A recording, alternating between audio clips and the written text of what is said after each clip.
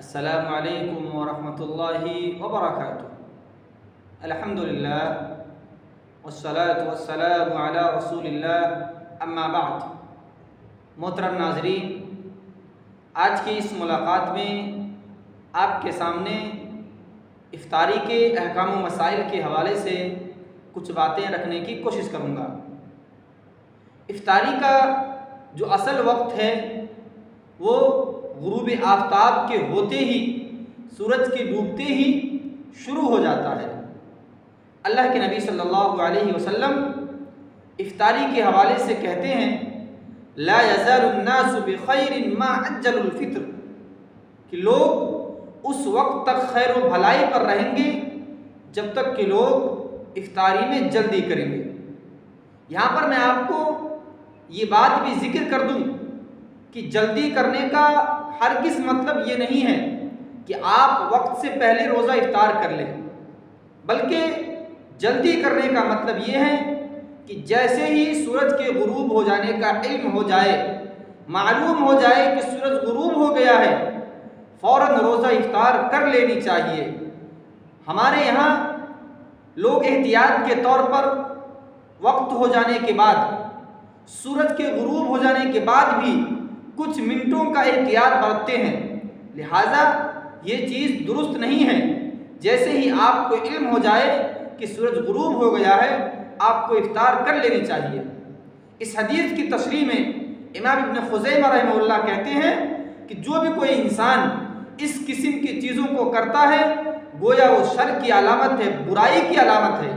یعنی آپ کو علم ہو گیا ہے کہ سورج ڈوب چکا ہے، اس کے باوجود اگر آپ احتیاط کے نام پر 2-3 منٹ کی تاخیر کر رہے ہیں افطاری میں، تو یہ خیر کی علامت نہیں ہے، یہ شر کی اور برائی کی علامت ہے۔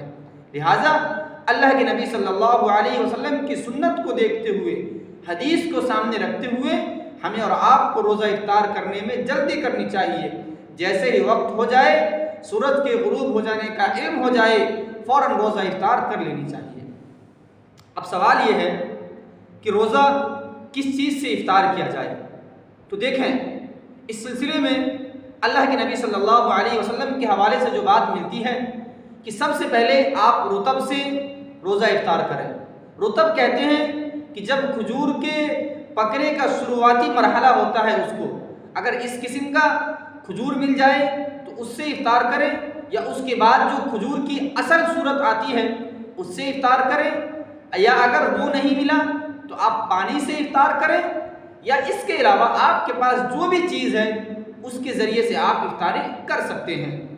لیکن یہاں پر ایک اور چیز واضح کر دوں، اگر کوئی انسان اس طریقے کا ہے، سفر میں کہیں جا رہا ہے یا کسی ایسی جگہ پر ہے جو روزے سے تھا، دن میں کہیں سے روزہ رکھ کر کے نکلا تھا، لیکن افطار کے وقت ایسی جگہ پہنچ چکا ہے کہ جہاں اس کے پاس کھانے پینے کے لیے کوئی اشیاء موجود نہیں ہے، تو پھر ایسا انسان اپنی نیت کے ذریعے سے بھی روزہ افطار کر سکتا ہے۔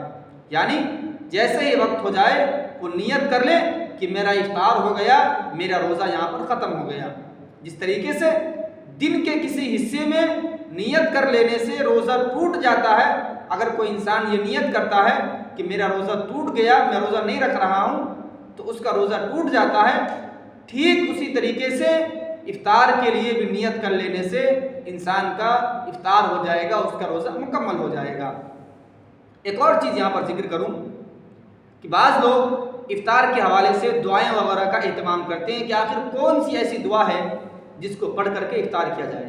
تو یاد رکھیں آپ کہ افطار کے سلسلے میں جو عام ہر چیز کے کھانے کے لیے اللہ کے نبی صلی اللہ علیہ وسلم کی سنت ہے کہ بسم اللہ پڑھ کر کے کھایا جائے، تو آپ افطار کریں تو اس وقت بھی بسم اللہ پڑھیں اور افطار شروع کر دیں۔